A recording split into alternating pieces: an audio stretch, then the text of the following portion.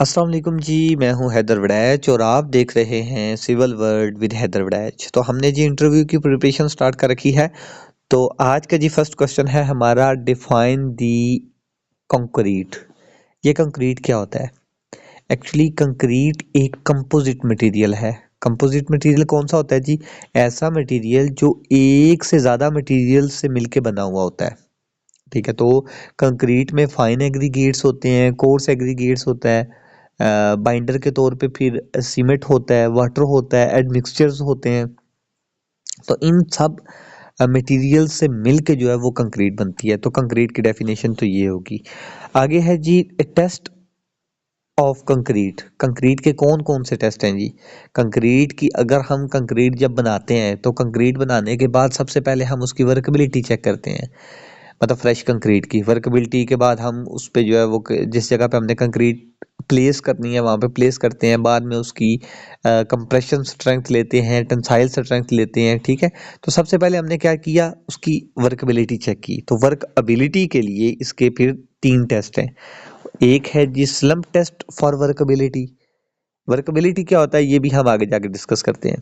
तो slump test for workability, उसके बाद है जी compaction factor test for workability और वीबी टेस्ट फॉर वर्कबिलिटी।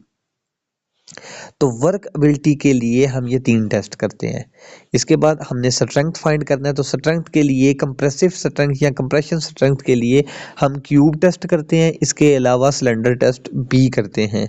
ठीक है, अब टेंसाइल स्ट्रेंथ की बात करते हैं। तो टेंसाइल स्ट्रेंथ के लिए हम स्प्लिट सिलेंडर टेस्ट करते हैं। और उसके बाद जी modulus of rupture test. Modulus of rupture test भी उसकी फ्लेक्सुरल स्ट्रेंथ फाइंड करने के लिए कंक्रीट की ये किया जाता है। आगे नॉन डिस्ट्रक्टिव टेस्ट। तो कंक्रीट के टेस्ट की बात हो रही थी, तो कंक्रीट पे ये सारे टेस्ट किए जाते हैं। ठीक है, अब इन सब को जो है हम कोशिश करते हैं जी वन बाय वन उस पे डिस्कस कर लिया जाए।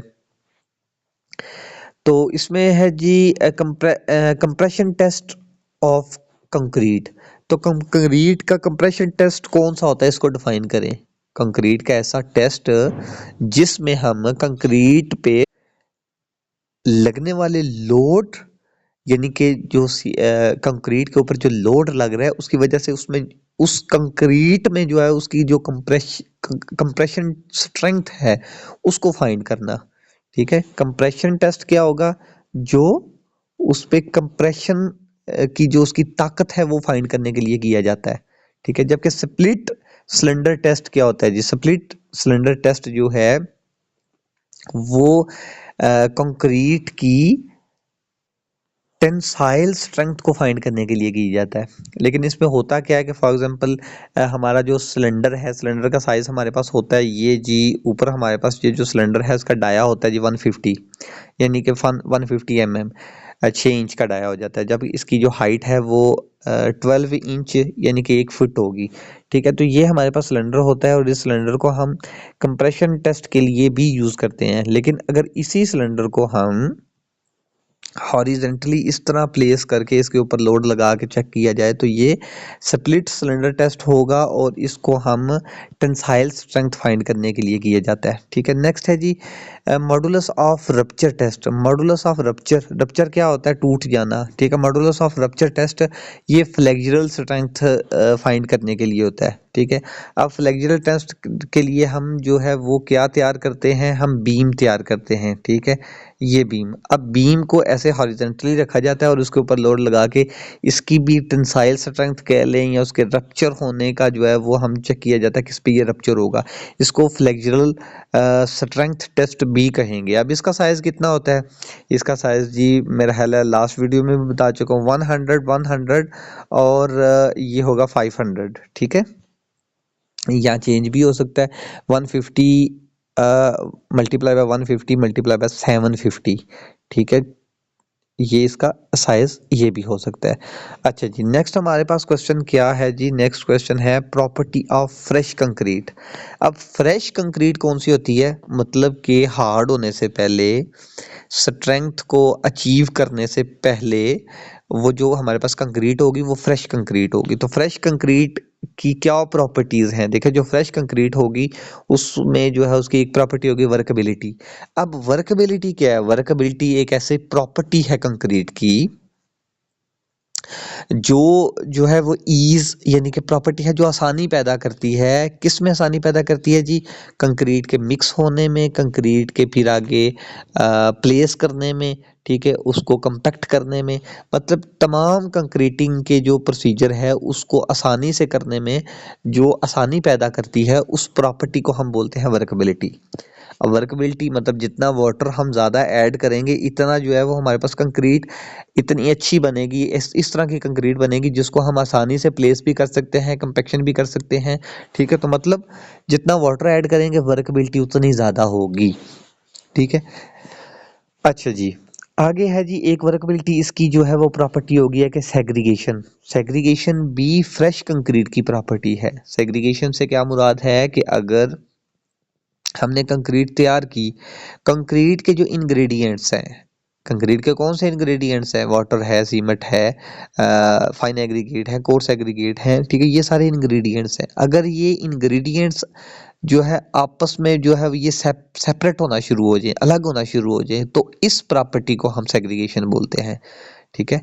अब अगर वो सीमेंट से जो हमारा कोर्स एग्रीगेट अलग हो रहे हैं, ठीक है, तो ये भी एक सेग्रीगेशन है।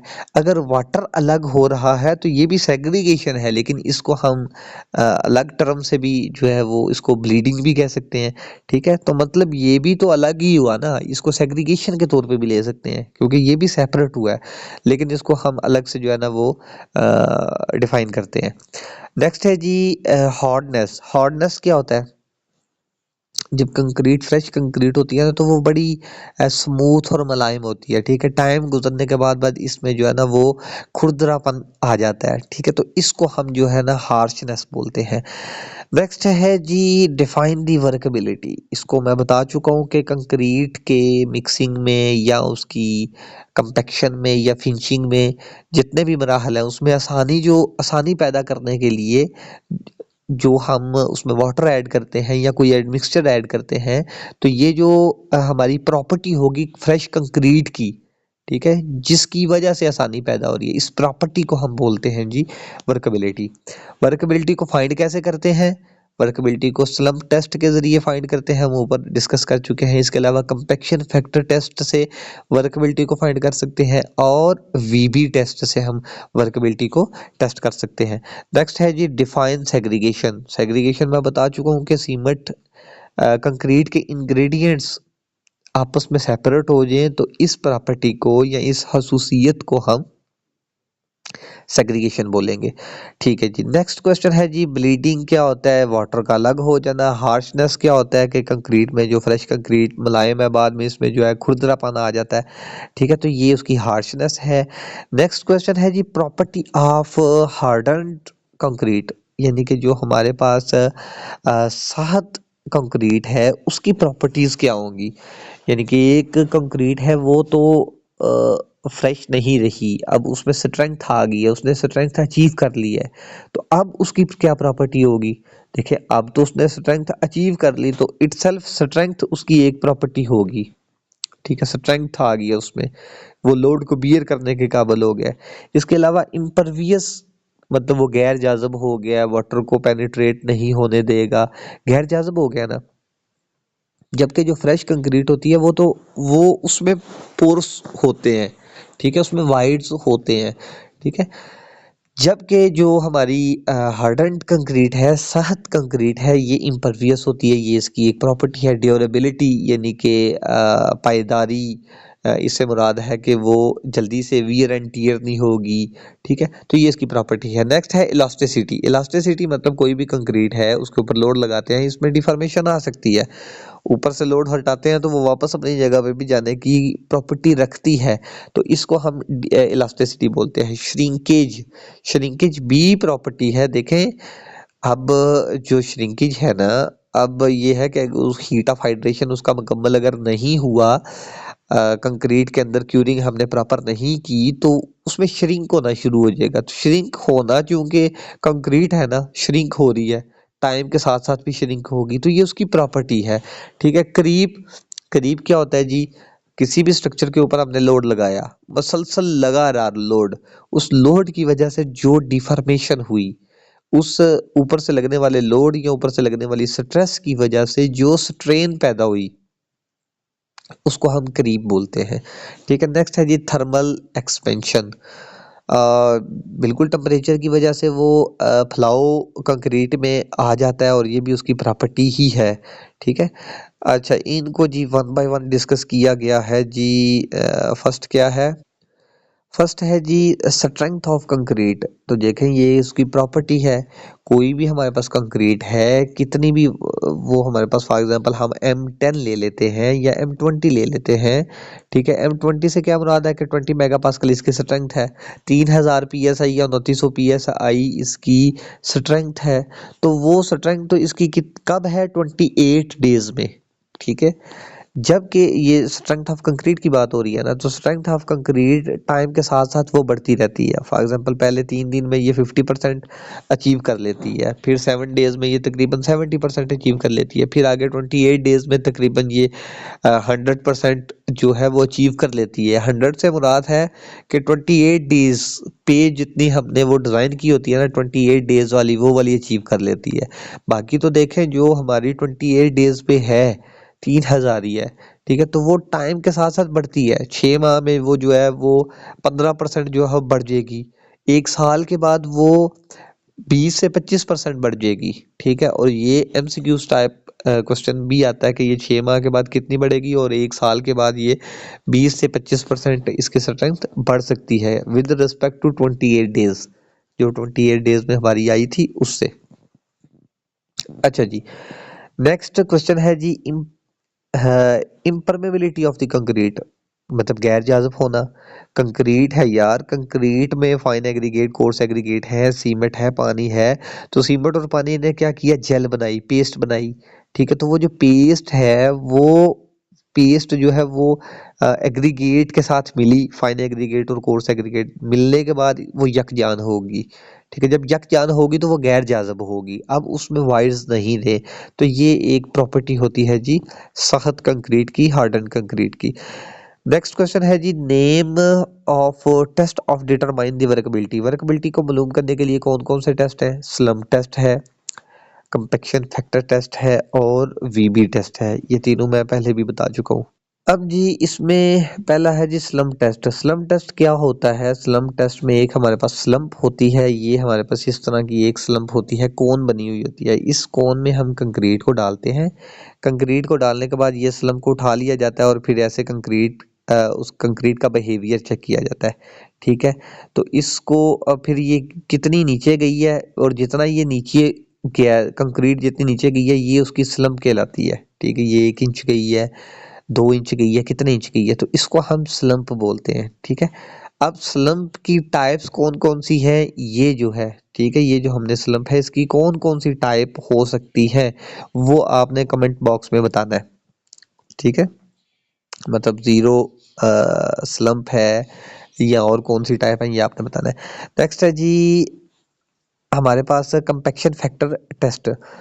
अच्छा जी, ये मैं स्लम्प के बारे में आपको बता दूं, जो स्लम्प होती है वैसे आपको पता होना चाहिए कि अगर हम फाउंडेशन की बात कर रहे हैं तो उसका स्लम्प कितना होना चाहिए, अगर हम उसके ऊपर कॉलम की बात कर रहे हैं या बीम की बात कर रहे हैं तो कितना स्लम्प होना चाहिए। फाउंडेशन के लिए तकरीबन 2 से 4 इंच हमारे पास स्लम्प होना चाहिए।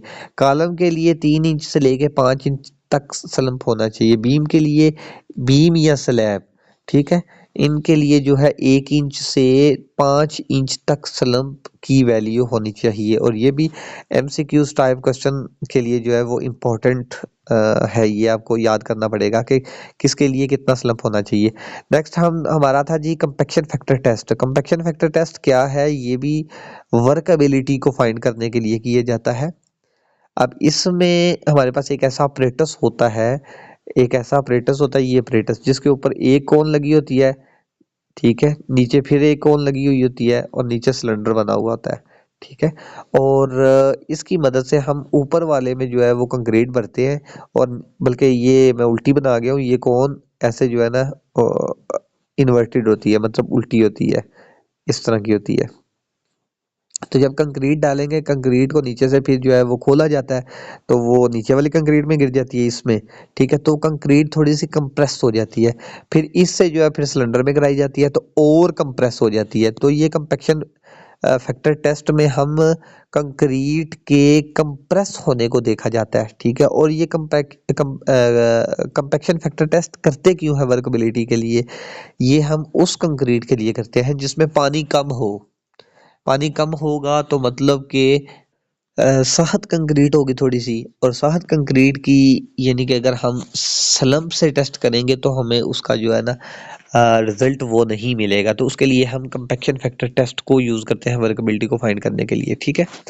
अच्छा जी, नेक्स्ट है हमारे पास ये कि अगर हमने कंप्रेशन टेस्ट करना है कंक्रीट का, तो कंप्रेशन टेस्ट के लिए या तो हम क्यूब यूज़ करते हैं या हम सिलेंडर यूज़ करते हैं। तो इनका साइज़ क्या होगा? अगर हम क्यूब की बात करें तो क्यूब का जो है, ये हमारे पास अगर क्यूब है ना, तो क्यूब का साइज़ जो है वो 6 इंच भी हो सकता है, 4 इंच भी हो सकता है। अगर हम सेंटीमीटर में बात करें तो 10 सेंटीमीटर भी हो सकता है, और 15 सेंटीमीटर यानी कि एमएम में 150 एमएम। सिंपल याद कर लें, अगर 4 इंच का होगा क्यूब तो वो आपका 4 इंच का भी हो सकता है और 6 इंच का भी हो सकता है, लेकिन मोस्टली हम 6 इंच वाला क्यूब ही यूज़ करते हैं। बाकी रहेगी बात जी सिलेंडर की, तो सिलेंडर का साइज़ क्या होता है ये मैं पहले आपको बता चुका हूँ कि इसका जो डाया होता है वो 6 इंच होता है, और इसकी जो हाइट होती है वो जी 1 फुट तक होती है। नेक्स्ट है जी हमारे पास वीबी टेस्ट। वीबी टेस्ट क्या है? ये भी हम वर्केबिलिटी के लिए करते हैं। और वीबी टेस्ट मतलब ये एक हमारे पास अपरेटस होता है जिसको वीबी अपरेटस बोलते हैं, ठीक है। और इसमें भी कंक्रीट डाली जाती है, उसको वाइब्रेट किया जाता है, वाइब्रेट करने से जो है वो उसका वॉल्यूम कम हो जाता है, तो उससे भी हम उसकी वर्केबिलिटी को टेस्ट जो है ना वो जो है फाइंड कर पाते हैं कि इसकी वर्कबिलिटी कितनी है। आगे जी, क्रीप ऑफ कंक्रीट। क्रीप क्या होगा?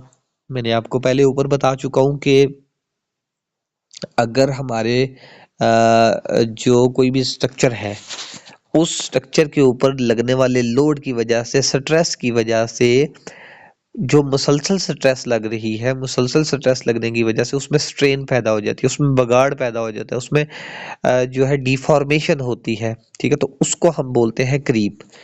यानी कि अगर मैं सिंपल बात करता हूँ कि अगर हम रेलवे लाइन की बात करें तो रेलवे लाइन के ऊपर से गाड़ी गुजर रही है रेल की, वो गुजरती जा रही है, गुजरती जा रही है, गुजरती जा रही है, तो गुजरने की वजह से इसकी लेंथ थोड़ी सी बढ़ जाएगी, ठीक है। तो क्या होगा?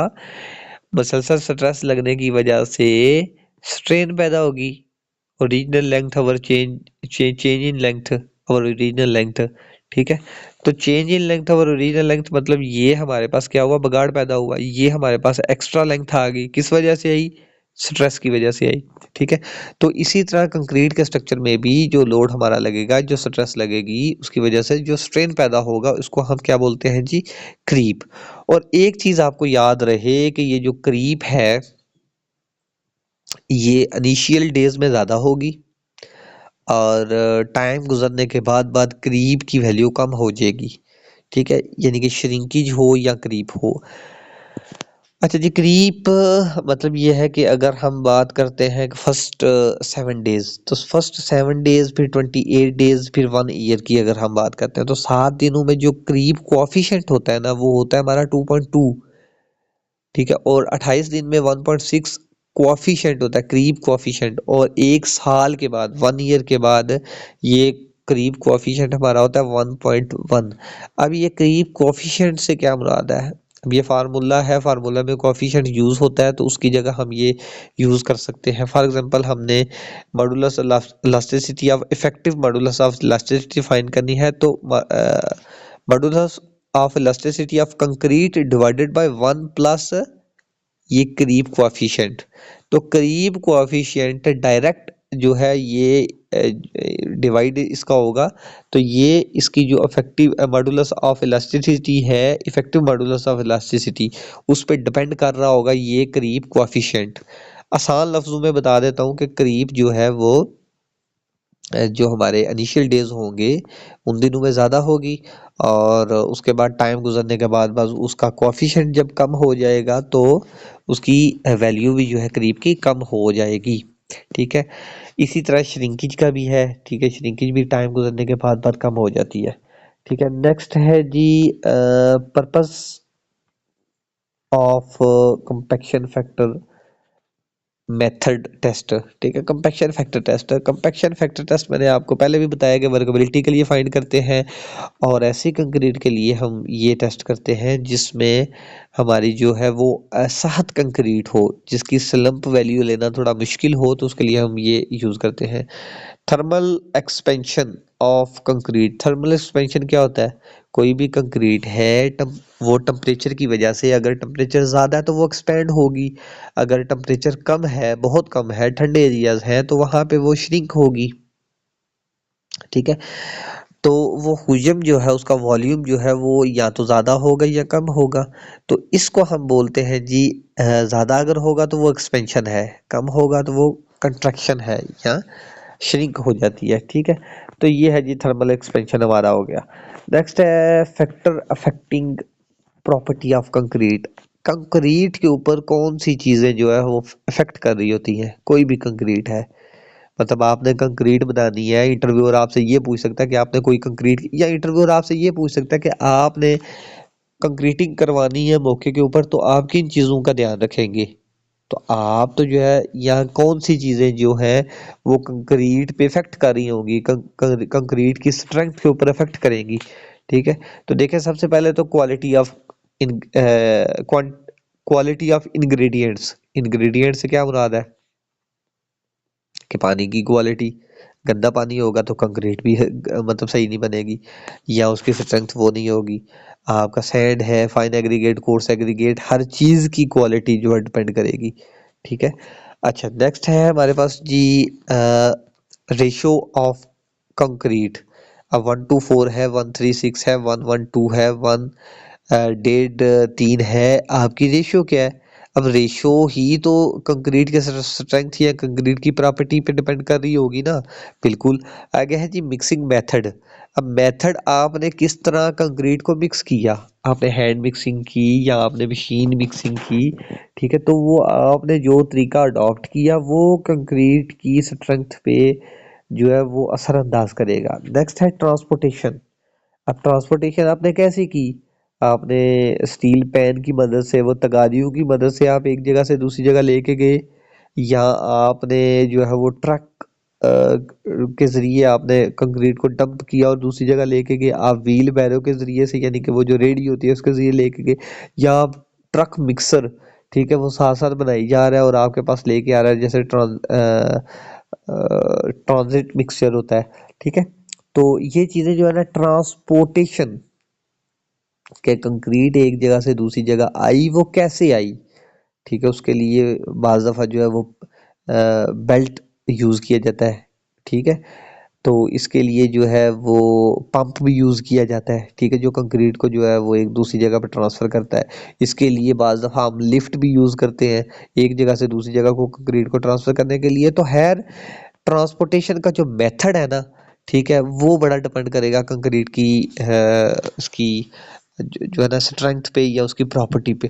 फॉर एग्जांपल मैं बात करता हूँ कि हमने कोई कंक्रीट बनाई 2-4 किलोमीटर दूरी पे। ठीक है, हमने इकट्ठी कंक्रीट बना दी, कोई मेगा प्रोजेक्ट है, उसमें फिर हमने डंप किया, डंप करने के बाद वो आया, तो वो डंपर जिसमें से वो लेके आ रहा है कंक्रीट, वो हिल हिल हिल हिल के ना जब मौके पे पहुंचेगा, तो मौके पे पहुंचते हुए हो सकता है कि हिल हिल के ज्यादा हिलने की वजह से उसमें सेग्रीगेशन हो जाए, तो वो इफेक्ट कर रही है ना, वो ट्रांसपोर्टेशन उसकी प्रॉपर्टी, कंक्रीट की प्रॉपर्टी पे डिपेंड जो है इफेक्ट कर रही है। तो ट्रांसपोर्टेशन जी इफेक्ट करती है। बाकी इसकी जो है वो प्लेसिंग जो डिपेंड करती है, आपने प्लेस किया, आपने कुछ ज़्यादा हाइट से तो नहीं कराया, मतलब उसमें हाइट से कराने से भी सेग्रीगेशन हो सकती है। फिर आपने प्लेस किया, वाइब्रेशन की, उसकी वाइब्रेट कंपैक्शन की, ठीक है, तो वो डिपेंड करती है। क्यूरिंग डिपेंड करती है, इन्वायरमेंट डिपेंड करता है, ज़्यादा गर्मी है, कम गर्मी है, सर्दी है, कौन सा इन्वायरमेंट है, ये कंक्रीट के स्ट्रेंथ पे या प्रॉपर्टी पे डिपेंड करेगा, उस पे इफेक्ट करेगा। नेक्स्ट है जी हमारे पास factor affecting the workability of concrete. कि जो कंक्रीट की वर्कबिलिटी है उस पे को क्या क्या चीज़ें इफेक्ट कर रही होंगी। तो सबसे पहले आपको पता होना चाहिए वर्कबिलिटी क्या है। अगेन, वर्कबिलिटी वो प्रॉपर्टी है जो कंक्रीट को जो है वो आसान बनाती है। कंक्रीट को मिक्स करना, उसमें उसको किसी जगह पे प्लेस करना, कंपैक्शन करना, मतलब ए टू जी कंक्रीटिंग का जितना काम है उसको आसान बनाती है। आसान कैसे बनाती है? जब वो उसमें जो है पानी ज़्यादा होगा, जब उसको मिक्स करना आसान होगा, ठीक है। तो ये कैसे जो है वो आसान होगा, वर्कबिलिटी उसकी कैसे ज़्यादा होगी, वर्कबिलिटी किन चीज़ों की वजह से ज़्यादा होगी, क्या चीज़ें इफ़ेक्ट करेंगी कि वर्कबिलिटी ज़्यादा होगी। नंबर वन तो पानी है, क्वांटिटी ऑफ वाटर है। पानी जितना ज़्यादा होगा वर्कबिलिटी इतनी ज़्यादा होगी। वो अलग बात है कि वर्कबिलिटी पानी की वजह से अगर हमने इंक्रीज की है तो पानी ज़्यादा होने की वजह से स्ट्रेंथ कम हो सकती है, ठीक है। तो उसके लिए हम एडमिक्सचर यूज़ कर लेते हैं। अगर हम पानी की जगह एडमिक्सचर यूज़ करेंगे, उससे हमने वर्कबिलिटी को ज़्यादा कर लिया, तो फिर हमारी स्ट्रेंथ भी अचीव होगी और वर्कबिलिटी को भी हमने अचीव कर लिया, ठीक है। और वैसे वर्कबिलिटी जितनी ज़्यादा होगी हमारी कंपैक्शन उतनी अच्छे से होगी, ठीक है। अच्छा, नेक्स्ट है जी साइज ऑफ एग्रीगेट। देखें, जो हमारा एग्रीगेट है उसका साइज तो बिल्कुल डिपेंड करेगा ना। अगर बहुत बड़ा बड़ा साइज है तो उसको जो है मिक्स करना तो बड़ा मुश्किल हो जाएगा, यानी कि वर्कबिलिटी पे डिपेंड कर रहा है साइज एग्रीगेट का, ठीक है। आगे है जी grading of aggregate. Grading of aggregate से क्या मुराद है कि मतलब जो एग्रीगेट है उसका क्या ग्रेड है, क्या साइज है। तो हमें हर साइज का जो है ना वो यूज़ करना चाहिए जब हम कंक्रीटिंग बनाते हैं। तो अगर कंक्रीट में जो एग्रीगेट है वो हर साइज का होगा तो उसको हम वेल ग्रेडेड बोलेंगे। ये हम मेरा ख्याल है लास्ट लेक्चर में इसको डिस्कस कर चुके हैं, वेल ग्रेडेड, पुअर ग्रेडेड और गैप ग्रेडेड को, ठीक है। अच्छा जी, नेक्स्ट है जी शेप ऑफ द एग्रीगेट। जो शेप है एग्रीगेट की वो डिपेंड करती है उसकी वर्कबिलिटी पे। अगर हमारी शेप वो एग्रीगेट है, फॉर एग्जांपल हमारी बजरी है, बजरी एक एग्रीगेट है ना, वो अगर राउंडेड शेप में है, ठीक है, मतलब राउंडेड से मतलब मुराद है कि वो बड़ा मुलायम है, स्मूथ है, राउंडेड है, ठीक है। तो राउंडेड होगा तो वर्कबिलिटी बहुत ज़्यादा होगी। अगर एंगुलर है या कोई और शेप है, फ्लैकी है, इलोंगेटेड है, तो अगर कोई और शेप है तो आपकी वर्कबिलिटी कम होगी।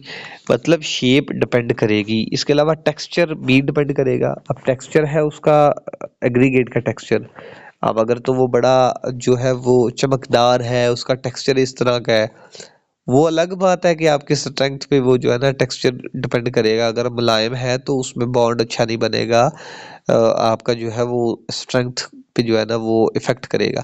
आप राउंडेड शेप यूज़ करते हैं वर्कबिलिटी को इंक्रीज करने के लिए, लेकिन स्ट्रेंथ अगर आपको ज़्यादा चाहिए है तो स्ट्रेंथ ज़्यादा के लिए हम एंगुलर यूज़ करते हैं, एंगुलर शेप यूज़ करते हैं एग्रीगेट की, ठीक है। लेकिन उससे फिर वर्कबिलिटी इतनी ज़्यादा नहीं आती। अच्छा, नेक्स्ट है जी रेशियो ऑफ कंक्रीट। कंक्रीट की जो रेशियो है वो वर्कबिलिटी पे बड़ी डिपेंड करती है, बड़ी इफेक्ट करती है। यूज़ ऑफ एडमिक्सचर, तो एडमिक्सचर डिपेंड करता है, इफेक्ट करता है वर्कबिलिटी पे।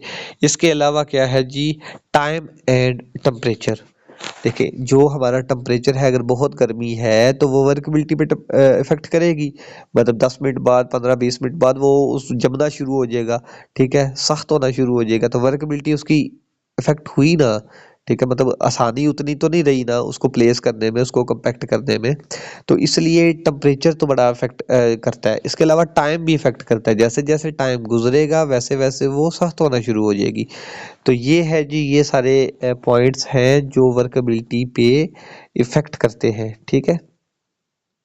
नेक्स्ट है जी हमारे पास ये चीज़ें हैं जी, ये हमारे पास जो वाला है ये रिबाउंड हैमर टेस्ट के लिए है। ये रिबाउंड हैमर है, इसको हम जो है किसी स्ट्रक्चर के ऊपर लगाते हैं और वैल्यू चेक कर लेते हैं। और वैल्यू चेक जब हम करते हैं, ये रिबाउंड हैमर है, ठीक है, इसके साथ लगाया, इसको पुश किया और इसके ऊपर हमने रीडिंग चेक कर ली, जो हमें बता देता है कि इसकी स्ट्रेंथ कितनी है, ठीक है।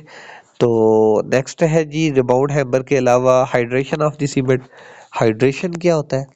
हाइड्रेशन ये होता है कि जब हम पानी शामिल करते हैं कंक्रीट में और इसमें बाइंडर के तौर पे हम सीमेंट यूज़ करते हैं, फाइन एग्रीगेट, कोर्स एग्रीगेट, तो जब इनका आपस में रिएक्शन स्टार्ट होता है ना, तो अब रिएक्शन में ट्राई कैल्शियम अल्यूमिनेट है, ट्राई कैल्शियम सिलिकेट है, डाई कैल्शियम सिलिकेट है, तो इनके आपस में मिलने की वजह से एक उसमें हीट ऑफ हाइड्रेशन पैदा होती है।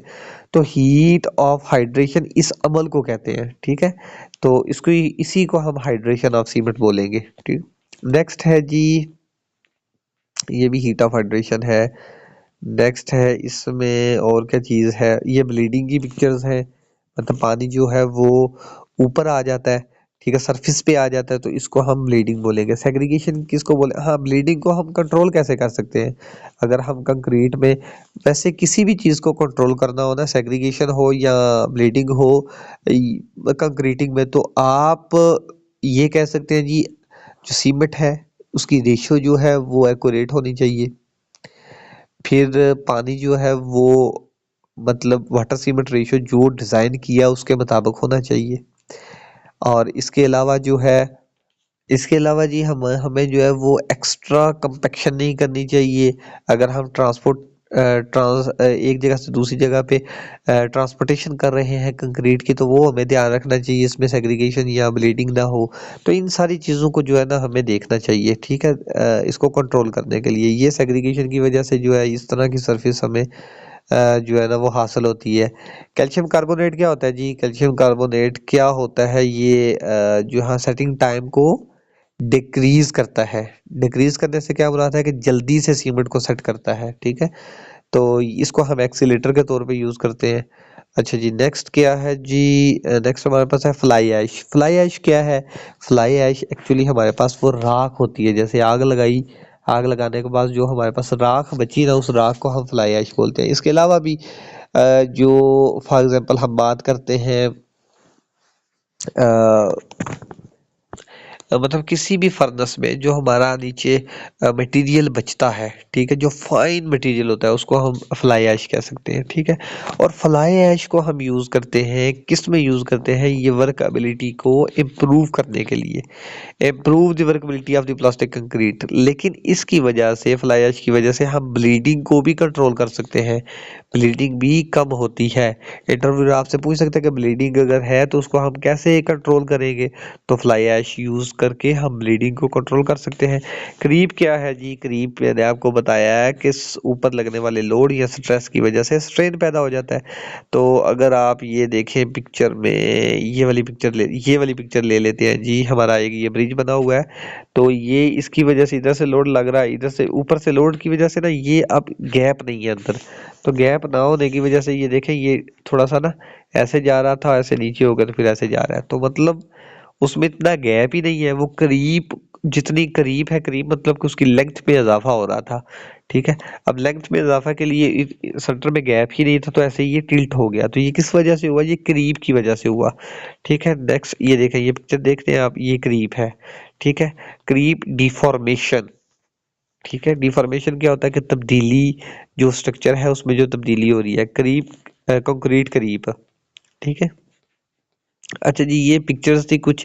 अब ये क्या था, ये भी मैंने आपको बताया जी, कंपैक्शन फैक्टर टेस्ट है, जिसमें ऊपर भी कोन लगी होगी, नीचे भी कोन लगी होगी, तो उसके नीचे सिलेंडर होगा। ऊपर वाली कंक्रीट को नीचे कोन में डाला जाता है, फिर उसके बाद सिलेंडर में डाला जाता है, जितनी कंपैक्शन हुई है उसको चेक कर लिया जाता है, तो उस की मदद से हम जो है ना वो वर्केबिलिटी को फाइंड कर लिया जाता है। इसको, ये क्या है जी, कंपैक्शन फैक्टर टेस्ट के लिए ये ऑपरेटर्स यूज होता है। नेक्स्ट है जी हमारे पास राउंडेड एग्रीगेट, किस लिए यूज होते हैं, ये वर्कबिलिटी को इंक्रीज करते हैं, यानी कि वर्कबिलिटी को राउंडेड क्या करते हैं, इंक्रीज करते हैं। अगर स्ट्रेंथ की बात करें तो राउंडेड एग्रीगेट जो है वो स्ट्रेंथ को डिक्रीज करते हैं, ठीक है। अगर हमने स्ट्रेंथ को ज्यादा करना है तो उसके लिए हम राउंडेड की जगह, ये राउंडेड ये है, ये आप देख रहे हैं, ये एग्रीगेट, अब ये राउंडेड शेप में है, ठीक है। तो राउंडेड से क्या होगा, वर्कबिलिटी तो बहुत ज्यादा हो जाएगी लेकिन स्ट्रेंथ इससे कम होगी। ये हमारे पास वीबी टेस्ट है, ये टेबल है जो वाइब्रेट होता है ऐसे, ठीक है। तो ये वीबी टेस्ट है, वाइब्रेट होने से हम जो है ना कंक्रीट के वॉल्यूम कम हो जाता है, और जो है ना इसकी मदद से हम वर्कबिलिटी को फाइंड कर लेते हैं, ठीक है। ये वीबी टेस्ट है, ठीक है। अच्छा जी, आगे हमारे पास बस जी आज के लिए इतना ही, मिलते हैं जी नेक्स्ट वीडियो में। जज़ाकल्लाह खैर।